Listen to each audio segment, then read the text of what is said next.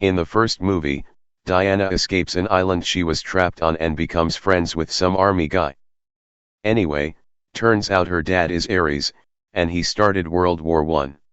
Her friend then steals a truck full of brandy and tries to make the most of a bad situation, because this was back during times of prohibition, so he could, I guess, sell the whiskey on the side.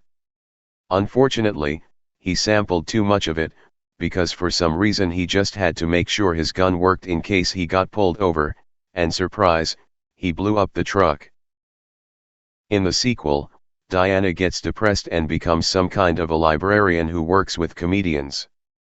The main plot of the second movie deals with the discovery of a magic rock based on the monkey's paw, which grants wishes at some terrible cost.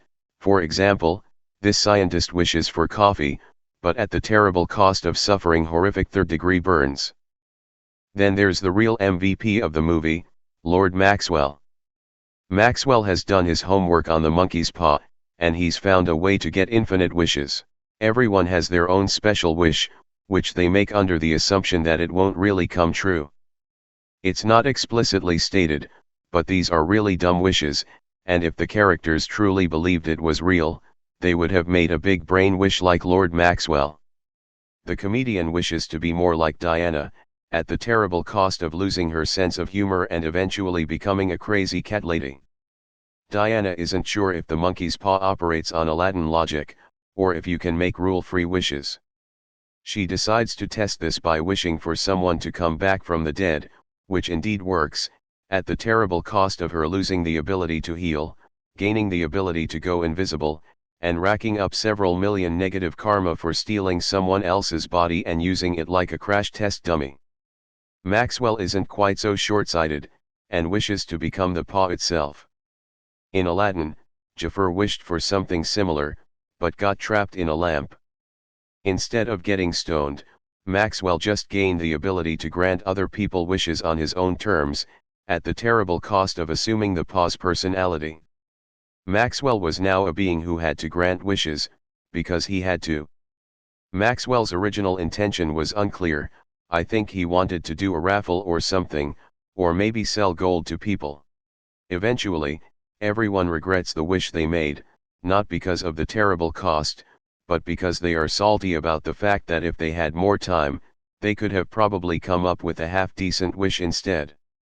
Diana tried to reason with Maxwell to help him pronounce his wish, but she was barking up the wrong monkey. The being known as Maxwell is no longer here, it is only the rock. The rock cannot be reasoned with, because it is a force of nature just doing what it was intended for. Maxwell is then shown a vision of his son, who both he and the audience had forgotten about, and he was about to become very crispy. This vision jolts Maxwell back into reality, and he renounces his wish, and everything returns to normal.